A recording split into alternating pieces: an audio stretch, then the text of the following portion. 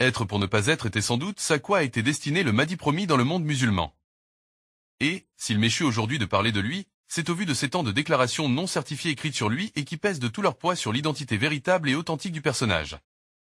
Des traits surabondants ont été attribués à cet homme de la Providence, et ne sont en rien désuets d'innocence, ils sont l'œuvre du détestable tentateur, qui voudrait aux dépens des attentes musulmanes, nuire et entacher l'image immaculée du Mahdi. S'il m'aurait été offert, ce choix de parler de lui, comme si l'on parlait d'une confession, je ne l'aurais sans doute pas mieux présenté, ni non plus assez dit sur lui qu'en extirpant du dire confessionnal, de Jean-Jacques Rousseau, les mots d'emprunt qui feraient de chaque expression citée, une évocation plus belle et une vérité qui ne dira pas son nom. Je veux montrer à mes semblables un homme dans toute la vérité de la nature. Et cet homme, ce sera moi. Moi seul. Je sens mon cœur, et je connais les hommes. Je ne suis fait comme aucun de ceux que j'ai vus, j'ose croire n'être fait comme aucun de ceux qui existent.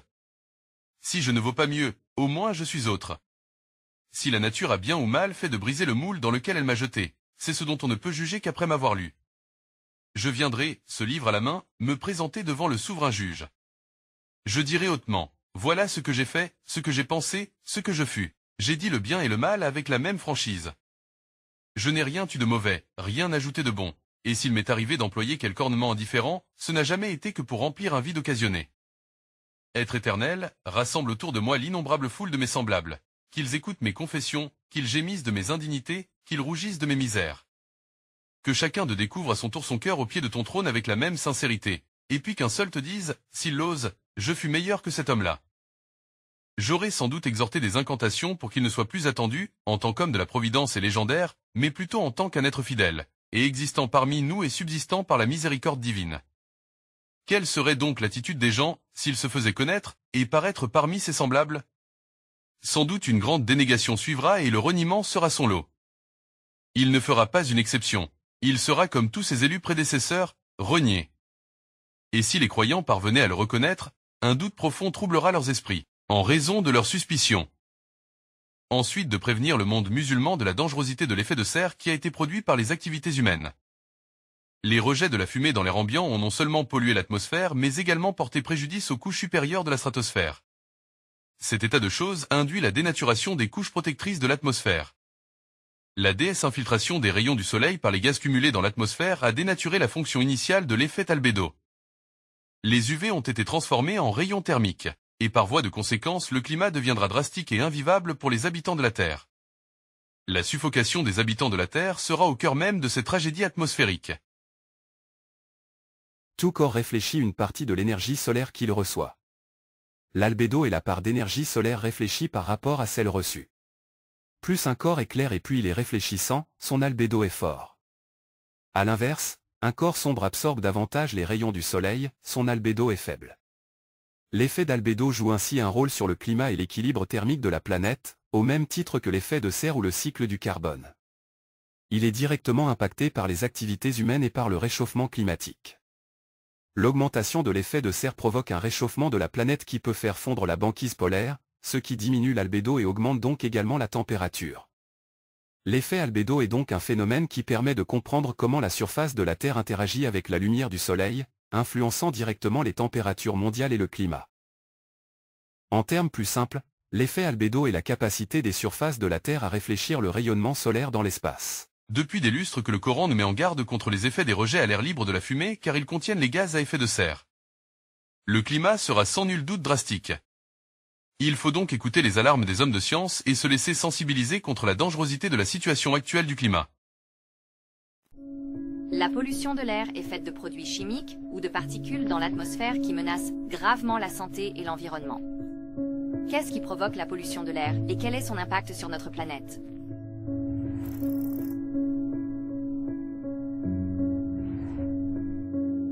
Une partie de la pollution de l'air provient de sources naturelles, comme les éruptions volcaniques, les incendies de forêt ou les allergènes.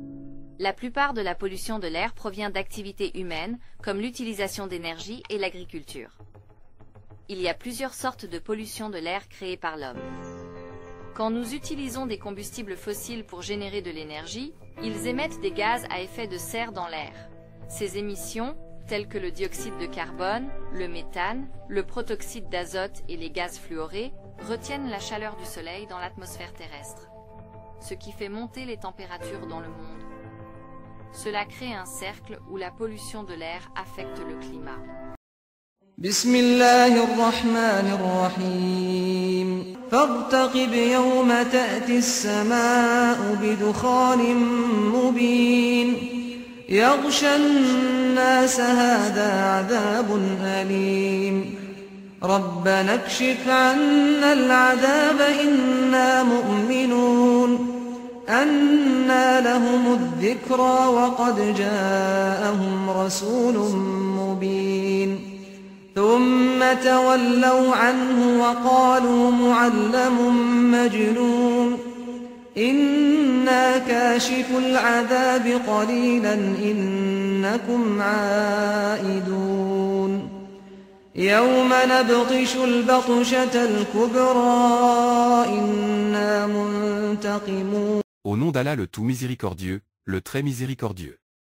Surveille, le jour où le ciel, atmosphérique, laissera transparaître les effets tangibles de la fumée. Elle emmitouflera le genre humain. Et, elle fera mal atrocement. Ô Allah, épargne-nous ce mal infligeant. Car, à présent, nous croyons. D'où peut-il leur provenir ce rappel, si ce n'est ce messager qui leur soit déjà venu et a fait montre de preuves évidentes. Mais, hélas, ils se sont détournés de lui et l'ont accusé d'être un enseignant insensé. Nous dissiperons pour peu que ce soit, de ce fléau douloureux, que vous allez récidiver. Le jour, où nous agirons avec fracas, en ce jour nous nous vendrons.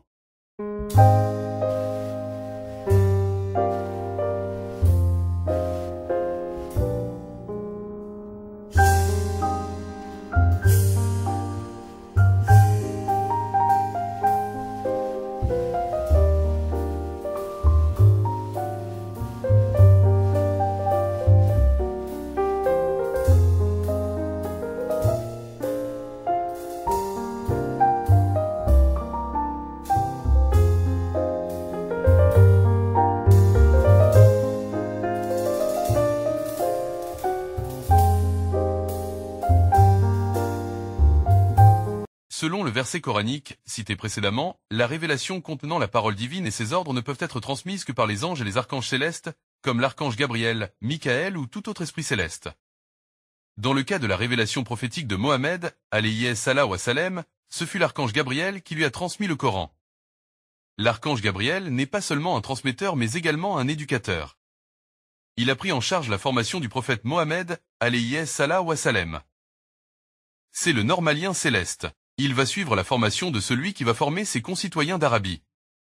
Il est incontestablement nécessaire de rappeler aux croyants que les anges ne descendent que durant la nuit, dite du Qadr, autrement dit, la nuit du destin. Au nom de Dieu, le tout miséricordieux, le très miséricordieux. Nous l'avons certes fait descendre, le Coran, pendant la nuit d'Al-Qadr. Et qui te dira ce qu'est la nuit d'Al-Qadr?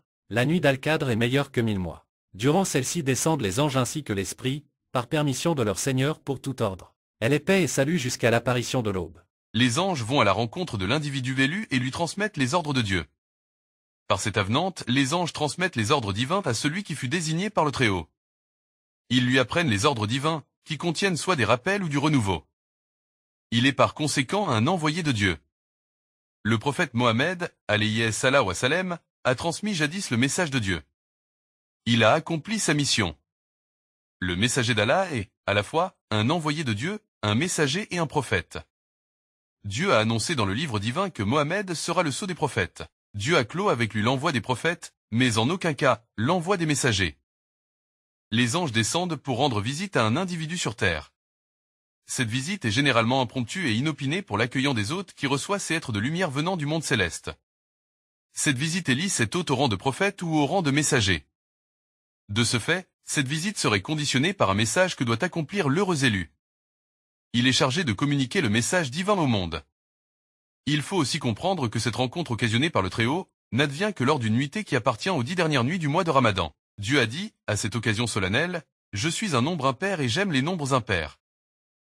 Donc les anges se manifestent aux individus terrestres que lors du 23e, ou la 25e, ou la 27e, ou encore la 29e nuit du mois de Ramadan. Elle est dénommée cette nuit, la nuit du destin. Mais les musulmans ont un peu exagéré leur dévolu envers cette nuit d'exception. Ils la commémorent en pensant par leur veillée qu'ils pourront bénéficier de ses bénédictions. Cette pensée est populaire et ne relève en rien d'un commandement divin. Ils pensent que la nuit du destin pourrait survenir, à tout instant, et les faire sacrés de Dieu. Gardons à l'esprit que les prières dites de Tarawi ont été abrogées par le prophète lui-même. Et, elles n'ont été restaurées que par le calife Omar. Donc les musulmans ne sont en rien tenus par cette prière de Tarawi. Cette prière n'est pas obligatoire. Elle est surérogatoire et ne relève que d'une désirabilité des musulmans. Ne prenons pas nos désirs pour des volontés. Les musulmans peuvent, certes, commémorer cette veillée nocturne aussi bien à la mosquée qu'en leur domicile. Mais ce n'est qu'une célébration qui rappelle la descente de l'archange Gabriel en compagnie de ses troupes d'anges et qui reste marquée du sceau solennel du commencement de la révélation coranique. Mais les musulmans ont un peu exagéré leur dévolu envers cette nuit d'exception. Ils la commémorent comme si c'était une sunna certifiée en veillant qu'il pourrait être sacré par ses grâces bénédictines. Cette pensée est populaire et ne relève en rien d'un commandement divin. Ils pensent que la nuit du destin pourrait survenir, à tout instant, et les faire sacrés de Dieu. Gardons à l'esprit que les prières dites de Tarawi ont été abrogées par le prophète lui-même. Et, elles n'ont été restaurées que par le calife Omar, donc les musulmans ne sont en rien tenus par cette prière de Tarawi. Cette prière n'est pas obligatoire. Elle est surérogatoire et ne relève que d'une désirabilité des musulmans. Ne prenons pas nos désirs pour des volontés. Les musulmans peuvent, certes, commémorer cette veillée nocturne, aussi bien à la mosquée qu'en leur domicile. Mais ce n'est qu'une célébration qui rappelle la descente de l'archange Gabriel en compagnie de ses troupes d'anges et qui reste marquée du sceau solennel du commencement de la révélation coranique. Mais cette commémoration ne correspond en rien à des descentes répétitives des anges. Ces derniers ne descendent que sur ordre de Dieu pour élire un porte-parole. Ibn Arabi le surnomme « El-Mokhtar », qui aura pour sa qualité de dernier messager et non de prophète, ce qu'est le Forcan et de redonner des réexplications détaillées ou approfondies du texte religieux. Il rendra plus explicable le Coran. Il apportera plus de lisibilité aux chapitres qui seraient relatifs au domaine de la science. C'est à proprement parler de Beyan et du Forcan que dissimule le Coran dans ces versets. En ce sens que le Coran contient la science du renouveau. Des points à discuter avec le cheikh. Le premier point concerne un verset de Dieu. Les anges et l'esprit descendent dans la sourate Al-Qadr avec la permission de Dieu. Ici, il est dit que les anges et l'esprit descendent pendant la nuit du destin. Sur qui descendent-ils? L'Esprit Saint. Quel est le raisonnement dans ce verset sur la présence du Mahdi? Gabriel descend-il ou non durant la nuit du destin? Il descend, mais est-ce sur le Mahdi? Dis-le-moi. Sur qui les anges et l'esprit descendent-ils pendant la nuit du destin? C'est une réponse simple. C'est très simple, l'imam Mahdi. Donc, les anges et l'esprit se manifestent sur l'imam Mahdi. Nous l'avons envoyé. C'est une nuit bénie, nous étions des avertisseurs. Les musulmans pensent que les anges descendent à tous les mois de Ramadan. Or que non, c'est même une pensée stupide. Si la révélation coranique a commencé par la 27e nuit du mois de Ramadan, elle ne s'est achevée que 40 ans plus tard avec le discours d'adieu du prophète. L'archange Gabriel est resté en compagnie du prophète durant toute la durée de la révélation. La nuit du destin annonce en particulier la descente des anges. Elle est évoquée dans le Coran en tant que messagère de la parole divine qui vient du Très-Haut. La nuit du destin est rappelée à la sourate intitulée « La fumée ». Cette fois, cette nuitée sera consacrée au Mahdi promis ou l'attendu. Cette visite, inattendue de la part des anges, aurait pour but d'initier le Mahdi au verset de la prescience que contient le Coran. Les anges vont lui réapprendre le Coran. Ils vont l'initier et lui réapprendre le Coran. Il va réétudier les consignes contenues dans le Coran. Et il va chercher comment les mettre à profit et sans nulle prétention de sa part, il va voir dans quelle mesure il pourra les appliquer. Sûrement pas à la lettre mais avec soin et réflexion. Il verra dans quelle mesure il saura les intégrer, les remplacer ou les remédier. La raison majeure pour laquelle les anges vont descendre sur terre est la fumée. Elle est au paroxysme de son état. Elle est un signe de leur millénariste. Et elle prévaut. Les émanations qui ont envahi le ciel ont par leurs particules nuisibles nuit le ciel atmosphérique. Les composés de cette fumée sont dangereux et inquiétants. La concentration des gaz à effet de serre dans l'atmosphère n'a cessé d'augmenter depuis l'ère industrielle. Parmi ces gaz, le dioxyde de carbone, le fameux CO2, joue un rôle prépondérant dans les changements climatiques en accroissant la capacité de notre atmosphère à piéger la chaleur du Soleil. Mais comment mesurer ces émissions de CO2 ? Essentiellement produits par les activités humaines, comme l'exploitation des combustibles fossiles, les transports et l'industrie, ce gaz a longtemps été une menace invisible. Mais grâce à la science, ce CO2 est désormais suivi de près. Nous l'avons reconstitué. Sous l'effet du vent, les polluants se dispersent, mais surtout ils se mélangent. Et sous l'effet du soleil, ils se transforment. Les polluants injectés en créent ainsi de nouveaux, les polluants secondaires, des particules fines et un gaz, de l'ozone. Ces données sont mises gratuitement à la disposition de la communauté scientifique mondiale et nourrissent les travaux des modélisateurs du climat. Graphier avec précision les émissions de carbone à grande échelle et de valider les données d'une autre source majeure, les satellites. On ne peut pas avoir des mesures de concentration de dioxyde de carbone partout sur la Terre.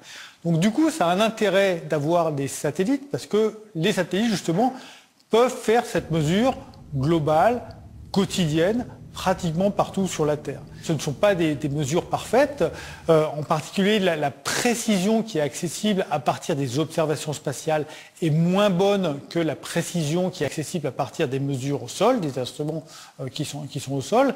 Et puis d'autre part, il y a d'autres problèmes, en particulier qui sont gênés par la couverture nuageuse. C'est-à-dire que dès qu'il y a un nuage, c'est pas possible, en tout cas avec les technologies actuelles, de mesurer par satellite la concentration en dioxyde de carbone. La complémentarité des relevés de terrain et des données satellitaires a permis d'améliorer la mesure des gaz à effet de serre et donc les prévisions. De quoi anticiper les changements à venir et soutenir le projet de quotas d'émissions à imposer aux États. Et il y a urgence. Les nuisances répandues par nos activités sont à la limite de l'irréparable. La seconde raison pour laquelle les anges sont descendus sur Terre, c'est pour rappeler aux croyants que la sourate intitulée « La fumée » est arrivée à son heure craintive. La prémonition telle révélée par le Coran s'est concrétisée et annonce la finitude des temps. Le Très-Haut Azza wa Jal a dit « L'heure ne surviendra que si la sagesse, la morale et les éthiques sociales n'apparaîtront plus dans le registre de l'assiduité humaine. » Il n'est que trop pertinent cet adage du prophète Mohammed qui dit « Je ne crains point pour vous la pauvreté mais je crains plutôt pour vous la richesse. » La croissance économique a engendré une industrialisation aux effets polluants qui ont mené à la catastrophe le climat. Ils l'ont travesti en un climat drastique et horrible, ils vont le rendre insupportable et deviendrait invivable. Il faudrait également se rendre compte que les puissances publiques se sont avérées impuissantes devant de telles catastrophes qui émanent du climat. Cet état d'urgence préoccupe les populations. Les rejets de fumée qui contiennent les gaz à effet de serre ont par leur effet de nuisance abîmé la fonction réelle de l'albédo. Il fut travesti et au lieu de renvoyer les ZUV vers l'exosphère, se retrouve à réexpédier vers la Terre. Ce surplus d'UV se transforme en rayons thermiques et y régule le climat terrestre. Il les transforme en des excès de température et rend le climat inhospitalier. La situation va devenir alarmante. Le climat va s'emballer dans une spirale de pressions atmosphériques. Il deviendra de plus en plus irrégulier et de plus en plus extrême. Cela ne présage rien de bon, une situation de fin de monde pointe sur nos têtes, et elle pèse de tout son poids. Une épée Damoclès pèse sur nos têtes. Elle est lourde et elle ne tient que sur un fil mince. Les rejets de fumées industrielles et les rejets de fumée par les transports sont nos propres fossoyeurs. Le fait d'avoir aiguillé, au beau fixe, les intérêts économiques et les placer au-dessus des considérations écologiques, cela a porté atteinte au régime de l'air atmosphérique et a détérioré le climat. Si rien n'est entrepris pour défaire cet état de choses, alors il faut s'attendre au pire encore. Nul habitant sur Terre ne saurait survivre à la catastrophe. L'effet de serre produira des dômes thermiques qui, sous l'humidité océanique, produira une chaleur si intense qu'elle agitera les molécules d'eau présentes dans nos corps. Nous subirons une chaleur étouffante des hammams. Ce sera de l'insupportable. Nous cuirons sans doute. Actuellement, nous subissons des intempéries comme des signes avant-coureurs, mais le pire est à prévoir dans l'avenir. Un adage populaire arabe dit « Il ne survivra que celui qu'Allah Azza wa Jalla lui aura accordé une longue vie ». C'était une boutade exprimée par les Algériens lorsque l'armée coloniale française avait envahi l'Algérie. Les investissements industriels ont toujours voulu ramasser plus d'argent, et cette attitude a eu des effets néfastes sur l'environnement. Ils ont mis la vie du quaternaire en péril. Mais hélas, nous allons faire partie de la 6e génération qui n'a su survivre sur Terre. La nôtre, ce sera à cause de la détérioration du climat. Cette catastrophe est de l'ordre mondial. Cette fois-ci, elle ne sera ni cométaire, ni due au volcanisme mondial, mais elle sera bel et bien d'un effet de serre global. Il ne sera une question ni d'hommes de bonne volonté ni de prouesse technique d'hommes de science. La machine climatique est plus complexe que ne l'expliquent les hommes de science. Seul l'omniscient serait capable de remédier à la situation. Ce faisant, elle dépendra également de la conviction humaine, si celle-ci consentit à revenir à l'omniscient et à montrer qu'elle serait en mesure d'apporter quelques rectificatifs à acte de nuisance. L'Occident n'a pas compris encore que la science ne pourrait infirmer les évidences du Coran, au contraire elle ne peut que l'affirmer et les certifier. La parole divine, la vraie, celle née de la révélation coranique est très éloignée des versets bibliques, que ce soit l'Ancien ou le Nouveau Testament.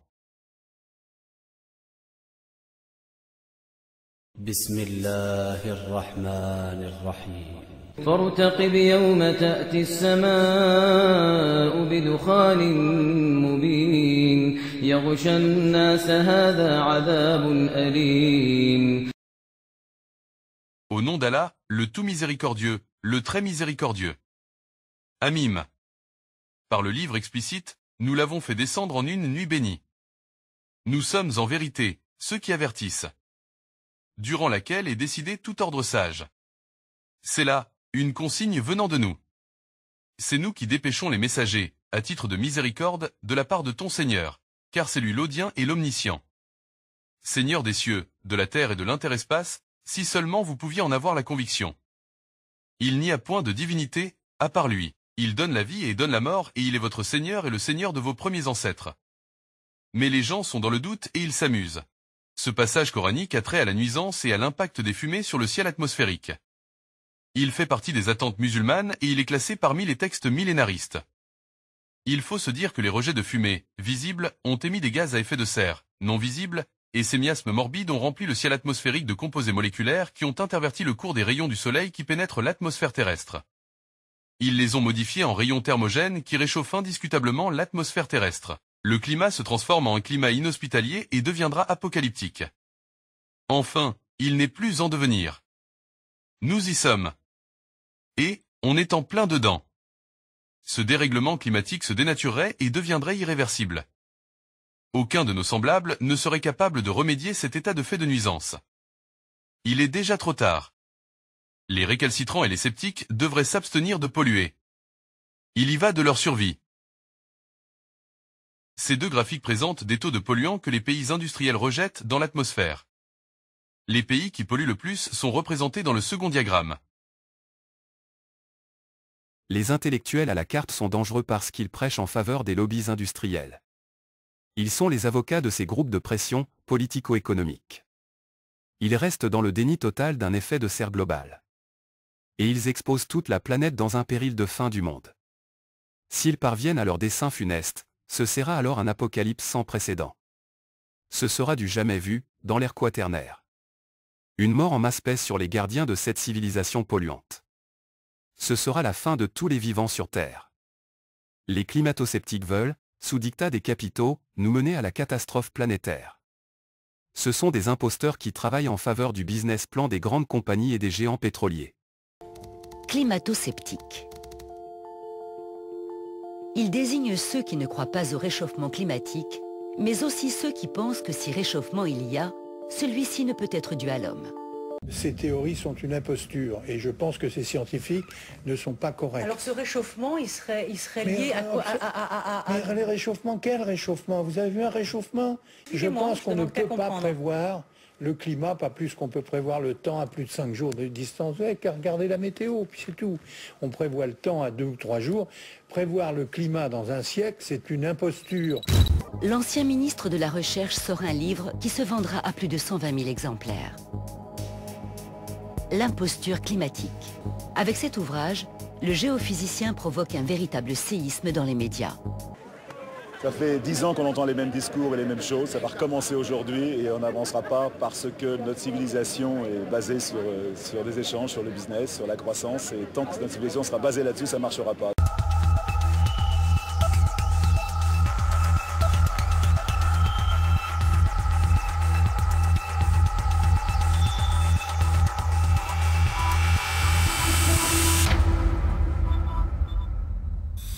The climate is always changing, it always has, and it always will.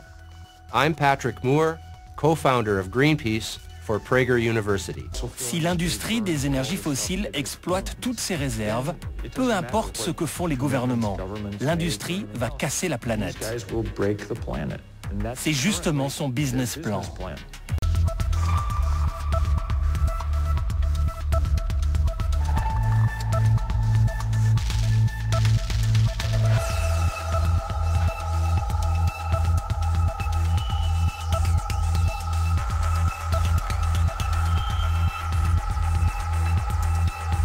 Il faut savoir qu'aux origines du mouvement climato-sceptique, il y a aux États-Unis des réseaux très organisés et financés par des lobbies industriels qui vont avoir pour but de semer le doute parmi la population. Et ces thèses vont rencontrer un certain écho en Europe auprès de gens qui ont volontiers tendance à mettre en cause le consensus scientifique et aussi de plus en plus des populations séduites par les thèses nationalistes et souverainistes pour qui l'idée d'une action internationale contre le changement climatique est insupportable.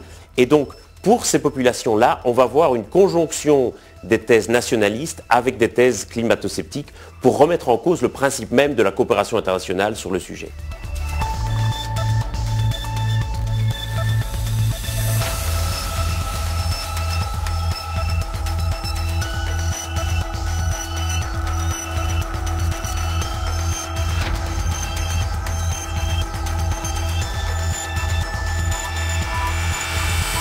Partout sur la planète, le climat s'est détraqué.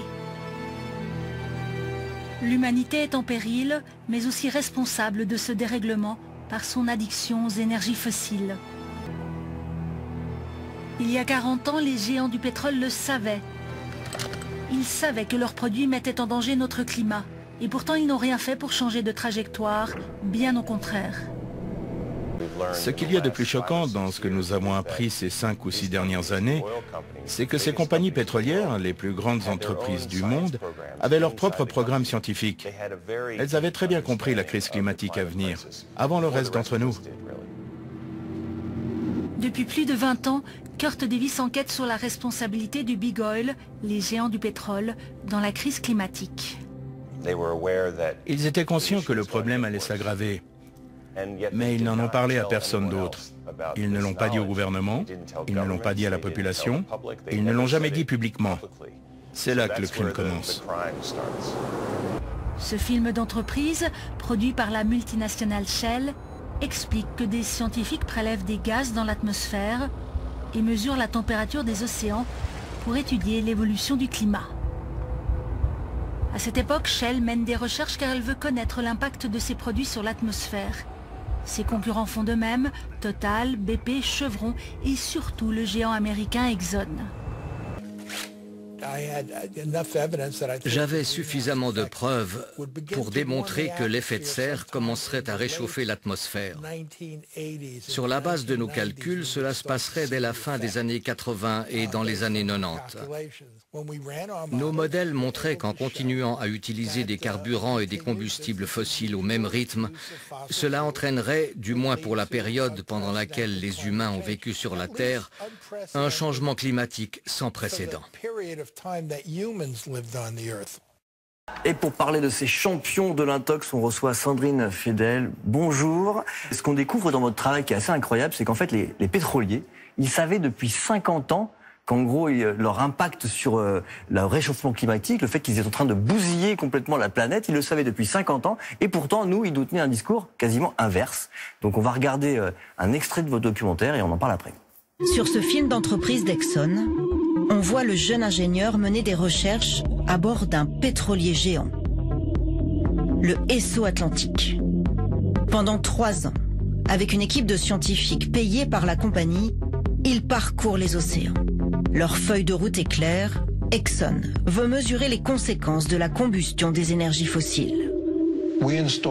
On avait installé un système à l'intérieur du pétrolier qui pouvait mesurer le dioxyde de carbone dans l'air, mais aussi dans l'océan.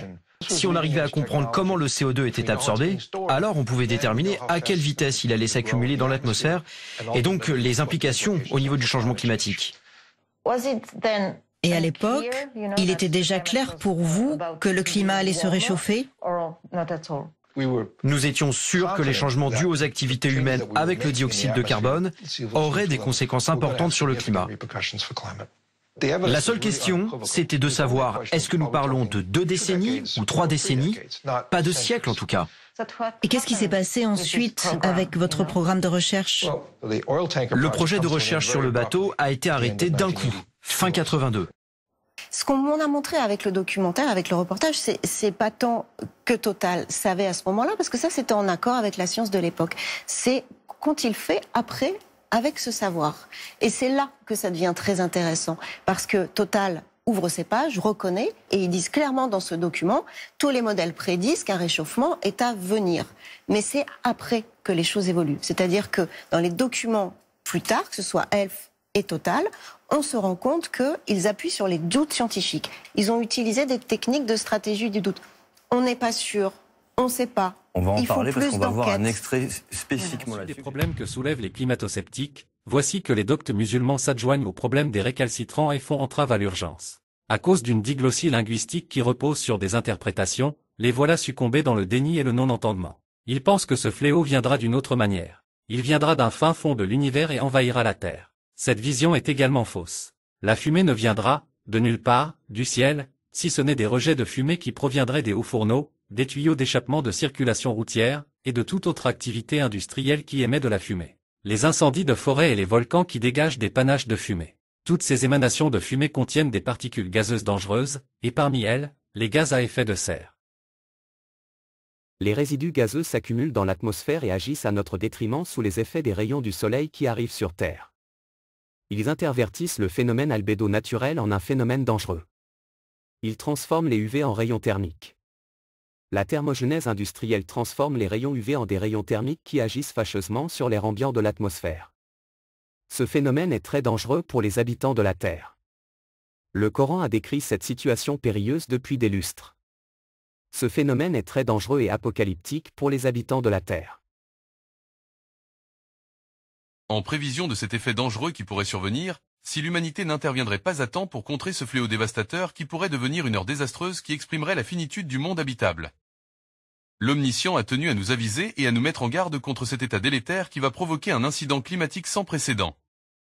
L'humanité en subira les conséquences pour faute de ne pas avoir agi à temps contre les gaz à effet de serre qui ont profusément nui et pollué l'atmosphère par nos fumées industrielles. La recherche du gain et des profits a été visiblement l'apanage de nos autorités gouvernantes. L'avidité des gains a pris le dessus sur les bienfaits de la nature terrestre. Ce manque de vigilance observé par nos responsables est du même ordre que celui du premier homme sur Terre qu'était notre ancêtre Adam parce qu'il n'a pas su contrer les insuffles sataniques d'Iblis le maudit. Cela lui a valu le déclassement du rang social hiérarchique auquel il appartenait. C'est-à-dire, du plus haut rang que les anges, mais plus inférieur que les archanges. Il fut rejeté du lieu séraphique où il vivait et se retrouve exilé vers des contrées lointaines du lieu de sa résidence. Il descendit vers les basses plaines, aux pauvres pâturages et à la maigre culture agraire. Adam se mettait à réfléchir au temps perdu et mémoriel qu'était son paradis. Lorsqu'Adam vivait au paradis, Dieu vit qu'il n'était point téméraire et n'était point vindicatif envers le shaitan. Il a fini par désobéir à Dieu. Cela lui a valu le rejet du paradis. L'attitude de la civilisation actuelle est pareille que celle qu'il eut Adam autrefois. Il a été incapable de résister aux insuffles d'Iblis. Et la civilisation actuelle est incapable de s'abstenir de ne plus polluer. Et, pourtant l'Omniscient nous a intimé de surveiller les rejets de fumée. Cette surveillance aurait pu contrer l'irréparable et nous éviter le pire. Mais la déstabilisation de l'effet albédo va rendre l'atmosphère drastique et va nous procurer des maux intensifs. Les gaz à effet de serre qui émanent de la fumée industrielle sont non seulement nuisibles mais sont en train d'endommager le ciel atmosphérique. Et, c'est la raison pour laquelle Dieu a persisté à ce que nous surveillions les rejets de la fumée que nous les diffusons à l'air ambiant de notre planète. La surveillance consiste à contrôler et mesurer les débits des gaz polluants. Cela consiste également de remédier. De remplacer les modes de consommation d'énergie en d'autres formes de consommation. L'Omniscient nous recommande de surveiller attentivement et rigoureusement le débit des rejets de la fumée émise dans l'atmosphère. Elles ont depuis le début de l'ère industrielle émis des quantités énormes que la Terre ne saurait les diluer ou dissoudre. Le miséricordieux, sachant cela, a inséré un verset qui exprimerait ce danger à venir. Il nous met en garde contre ce désastre qui va nous menacer et nous sensibilise pour le contrer par notre vigilance et à lui trouver une solution. Cette calamité apocalyptique pourrait survenir, d'un instant à un autre, et elle mettra mal à l'aise l'humanité tout entière. Les humains ne sont pas d'une grande maîtrise lorsqu'il s'agit du climat. Ils ne possèdent pas assez de science, ni de qualifications technologiques qui sauraient mettre fin à cet état désastreux de l'atmosphère. La débâcle de la machine climatique va faire souffrir les populations. Ce danger émanant du climat pointe déjà à l'horizon. Il va droit à la catastrophe, vers un effet de serre drastique sans précédent. Les températures vont s'emballer vers les extrêmes. Cette calamité est dangereuse, il faut la prendre au sérieux. Elle est citée dans le Coran. Les spécialistes du climat ont tiré la sonnette d'alarme. Ils ne cessent de prévenir le monde pour prendre les mesures nécessaires qui pourront réduire les gaz à effet de serre. Ce constat de nuisance détruira les êtres qui vivent pour faute de ne pas avoir agi assez tôt. Les autorités gouvernementales sont donc avisées qu'un génocide à l'échelle planétaire va décimer nos populations. La responsabilité incomberait aussi bien les politiques que les industriels. Et tous les récalcitrants et les sceptiques qui retardent les actions qui seraient en faveur de l'éradication de ce fléau ou en faveur de l'arrêt des rejets de la fumée. Il faut veiller à ce que les responsables soient jugés de l'ordre des lois encourues à Nuremberg, 1945. Parce que le Coran prévoit un apocalypse qui décimerait plus de la moitié de la population mondiale à cause de ce fléau atmosphérique. Il faut s'attendre à des décès par masse. Ce sera un génocide de l'ordre planétaire. Il sera question d'histoire. Le 20 novembre 1945, à peine la Seconde Guerre mondiale terminée, le plus grand procès de l'histoire s'ouvre dans le palais de justice de Nuremberg, en Allemagne. À 9h45, dans le crépitement des flashs des 400 journalistes présents, 21 des plus hauts dirigeants nazis s'installent sur le banc des accusés. Ils s'apprêtent à comparaître devant un tribunal militaire international composé de juges britanniques, américains, russes et français, les 4 pays vainqueurs. Pendant plus de 10 mois, ce procès inédit va tâcher de juger et de punir sans délai les responsables de l'une des pages les plus sombres de notre histoire. La ville de Nuremberg n'est pas choisie par hasard. C'est là que 10 ans plus tôt, en 1935, le Troisième Reich promulguait les lois de Nuremberg, terreau de l'idéologie raciste et antisémite nazie. S'ensuivra la guerre, l'horreur, le massacre de populations civiles, l'humiliation, la haine, le génocide de plus de 5 millions de juifs et la négation de la valeur humaine.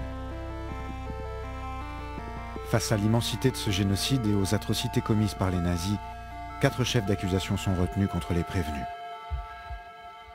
Complot, crime contre la paix, crime de guerre et crime contre l'humanité.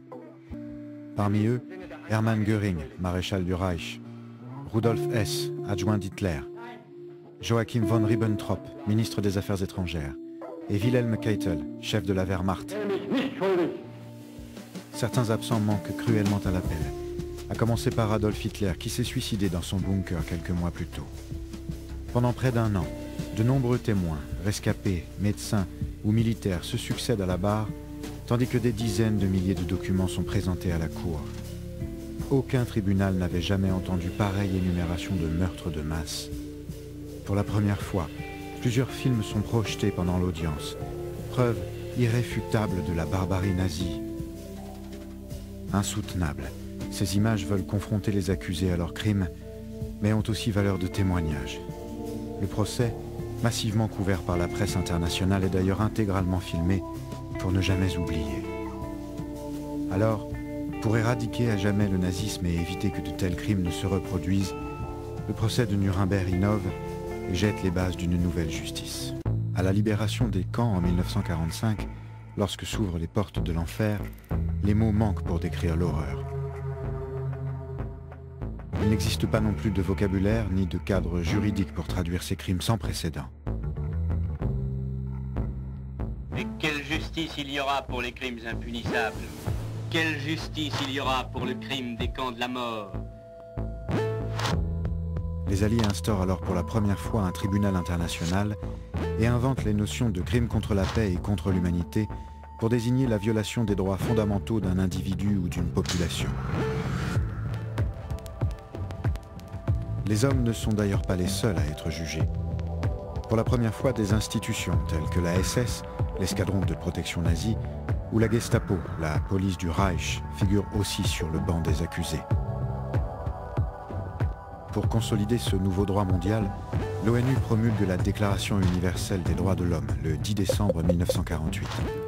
D'autres procès seront ouverts pour juger les responsables encore vivants, les gardiens de camp, les tortionnaires, les médecins, les complices et les donneurs d'ordre. Parmi les plus célèbres, Adolf Eichmann, artisan de la solution finale, Klaus Barbie, tortionnaire de Jean Moulin, Maurice Papon, fonctionnaire français complice du génocide. Le 1er octobre 1946, à 13h50, la Cour se réunit pour la dernière fois afin de rendre son verdict. 12 prévenus sont condamnés à mort. Parmi eux, Göring, Ribbentrop ou encore Keitel. Les autres sont condamnés à la prison, parfois à vie. 3 enfin sont acquittés à la surprise générale. Mais pour certains, cette justice des vainqueurs est contestable. Non pas pour les crimes commis par les nazis, mais pour ceux commis par les Alliés. Ce que le peuple juif a subi comme meurtre de masse par les nazis durant la Deuxième Guerre mondiale, ce même peuple, qui maintenant se retrouve sous les auspices et les bannières de l'État d'Israël, commet les mêmes crimes de guerre que les nazis. Il perpétue un génocide qui ne veut ni être perçu comme tel, ni non plus être entendu par les belligérants qui soutiennent Israël.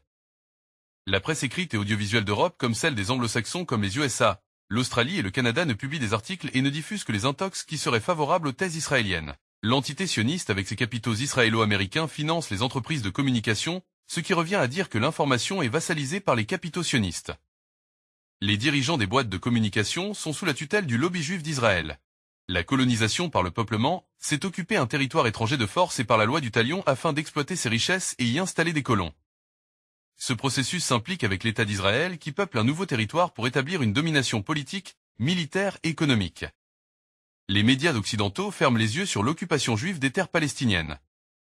Ils la défendent même au mépris des véritables résidents. Aux heures qui coulent actuellement, une tragédie humanitaire est en train de se dérouler sous les regards de tous les pays belligérants et les peuples opprimés. Les insurgés palestiniens ont beau lutter contre cette colonisation, c'est qu'elle maintient son galop de domination par les aides des pays occidentaux. Cette colonisation a les bénédictions du monde occidental. Elle impose sa colonisation en passant par un génocide qu'elle commet à Gaza. Les victimes d'hier se sont métamorphosées en des hommes génocidaires. Un poème de la partie spleen et idéal des fleurs du mal de Charles Baudelaire qui dit « Je suis la plaie et le couteau ». Et la victime est le bourreau. C'est bien un génocide qui est en cours à Gaza. C'est un génocide. On vous explique comment c'est, qu'est-ce qu'un génocide. Revoyons sa définition juridique, car oui, c'est un terme juridique. Le génocide est défini par la Convention pour la prévention et la répression du crime de génocide comme étant l'un quelconque des actes ci-après commis dans l'intention de détruire, en tout ou en partie, un groupe national, ethnique, racial ou religieux comme tel. Meurtre de membres du groupe. Atteinte grave à l'intégrité physique ou mentale de membres du groupe. Soumission intentionnelle du groupe à des conditions d'existence devant entraîner sa destruction physique totale ou partielle. Mesures visant à entraver les naissances au sein du groupe, transfert forcé d'enfants du groupe à un autre groupe. Il suffit qu'un seul de ces 5 actes soit prouvé pour qualifier un génocide. Il faut ensuite prouver qu'ils ont été commis dans l'intention de détruire, mais nous reviendrons plus tard sur ce point. Dans ce cas précis, 3 des 5 actes ont été commis par les autorités israéliennes. The charge of genocide leveled against Israel is not only false, it's outrageous. Premier acte, le meurtre de membres du groupe. Entre octobre 2023 et octobre 2024, on compte plus de 42 000 personnes tuées, et ça, c'est sans compter les corps encore ensevelis sous les décombres. 60% des victimes étaient des enfants, des femmes et des personnes âgées. Des familles entières sur plusieurs générations ont été anéanties. L'armée israélienne a également utilisé des armes à large rayon d'impact dans des zones densément peuplées. Rappelons aussi que c'est l'un des conflits récents dans le monde qui a connu le taux le plus élevé de morts d'enfants, de journalistes, d'agents de santé et d'humanitaires. Deuxième acte, l'atteinte grave à l'intégrité physique ou mentale de membres du groupe. On compte plus de 22 000 blessés graves, 2 000 cas de brûlures majeures et 2 000 cas de lésions de la moelle épinière et de traumatisme crânien. Si ces personnes survivent, elles garderont des séquelles à vie. Troisième acte, la soumission intentionnelle du groupe à des conditions d'existence devant entraîner sa destruction physique, totale ou partielle. Plus de 2 millions de Gazaouis se trouvent dans une situation de risque de famine. 80% n'ont pas accès à l'eau potable. Près de 84% des établissements de santé ont été détruits ou endommagés en janvier 2024. Et 90% des habitants de Gaza ont été soumis à des déplacements forcés. On continue. 63% des terres agricoles sont endommagées ou détruites et l'aide humanitaire est entravée. Ces conditions de vie imposées par les autorités israéliennes exposent les Palestiniens de Gaza à une mort lente et calculée. Voilà, 3 actes sont prouvés. Il manque désormais une chose pour prouver que c'est un génocide. L'intentionnalité. L'intentionnalité, c'est quoi? C'est ce qui permet de distinguer le génocide du crime contre l'humanité et du crime de guerre. C'est l'intention de détruire, en tout ou en partie, les Palestiniens de Gaza en tant que tels et pour ce qu'ils sont.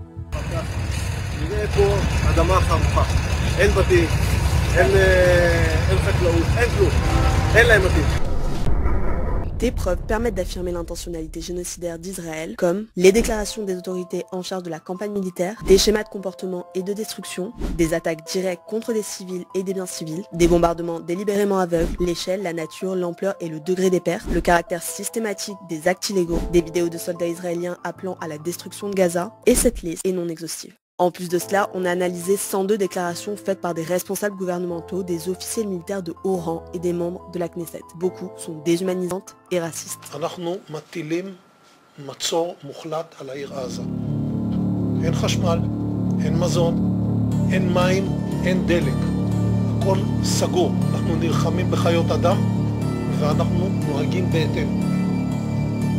Voilà pourquoi c'est bien un génocide qui se déroule sous nos yeux. À tous les États qui continuent de soutenir Israël, vous risquez de vous rendre complice d'un génocide. Maintenant, agissons ensemble. Interpellons Emmanuel Macron pour qu'il reconnaisse le génocide en cours à Gaza et qu'un cessez-le-feu soit exigé.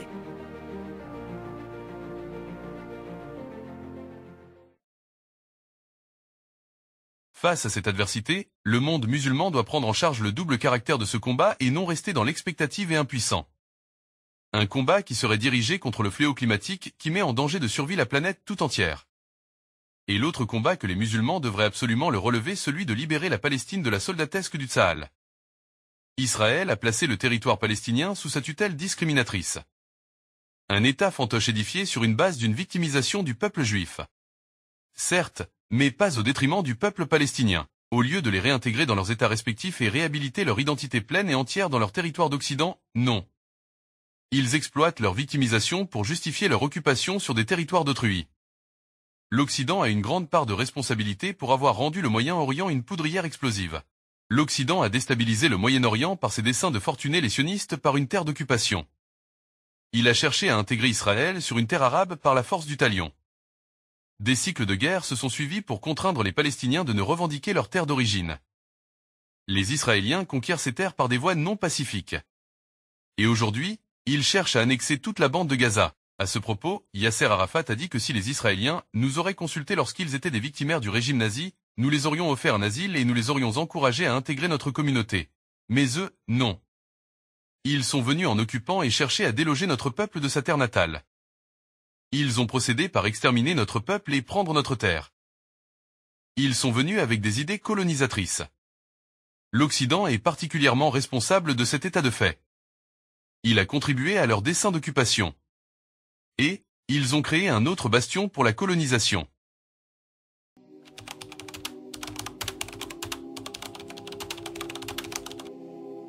Je dis cela en tant que survivant de l'Holocauste. Le génocide à Gaza ne se fait pas en mon nom, ni en notre nom. La manière dont le gouvernement israélien utilise la mémoire de l'Holocauste pour justifier ce qu'il fait aux Gazaouis est une insulte totale à la mémoire de l'Holocauste. C'est une outrage. Lorsque j'ai vu l'ambassadeur israélien aux Nations Unies porter une étoile jaune, cela m'a retourné l'estomac. En tant que personne ayant dû porter une étoile jaune, comme toute ma famille, je suis insulté par cela. Ce qui distingue l'Holocauste juif, c'est son échelle industrielle et les méthodes industrielles appliquées. Ce qui se passe à Gaza est similaire en cela. L'échelle des bombardements et la nature indiscriminée des bombardements, le manque total de considération pour les enfants et les femmes, qui sont la majorité des victimes, équivaut à un génocide à échelle industrielle. La déshumanisation des Palestiniens, décrite presque comme des animaux par certains dirigeants, permet à la population israélienne de tolérer ce qui se passe. La manière dont les Palestiniens arrêtés sont traités, obligés de se déshabiller et défilant dans cet état, fait partie de l'humiliation. En Cisjordanie, l'organisation des checkpoints, les heures d'attente sans raison pour aller à l'école ou au travail, tout cela équivaut à une humiliation similaire à ce que nous avons vécu. La détermination et la constance avec lesquelles ils s'efforcent de détruire l'ensemble de Gaza sont très similaires à la cruauté et à la détermination des régimes fascistes. Certaines des actions de l'État nazi dans la déshumanisation et les meurtres de masse totalement cruels, etc., si elles se répètent, Je ne vois pas pourquoi on ne pourrait pas faire le parallèle. L'Occident a cherché à réhabiliter le peuple juif sur une terre qui appartient au peuple palestinien. Il a favorisé une occupation illégale au détriment d'un peuple légitime. Il a dénommé cette terre Israël, or qu'elle est une terre palestinienne. Les Juifs puisent des arguments mensongers les concernant, ils justifient leur occupation par des arguments sordides. Votre occupation n'est pas légale et ne sera jamais sempiternelle. Par votre arrogance, vous vouez au déclin votre drapeau. Ce n'est pas, par la puissance de feu de vos armes que vous allez triompher, ni par les États belligérants qui vous alimentent par leur arsenal et de stock d'armes. Votre histoire est intimement liée par des dénégations et de désaveux divins. עזוב את הדגל! עורב! אנרכיסט! הלו! עזוב את הדגל, בחייאת! אני בשוק! עורב! עורב! מה? אני בהלם. אני בשוק.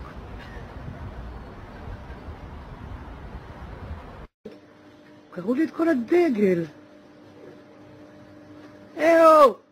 זה דגל ישראל.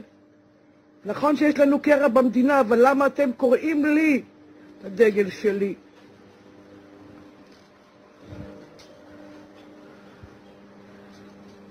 איזה אגרסיבי.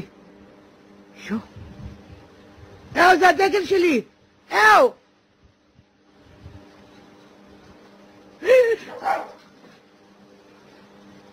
הוא גנב לי.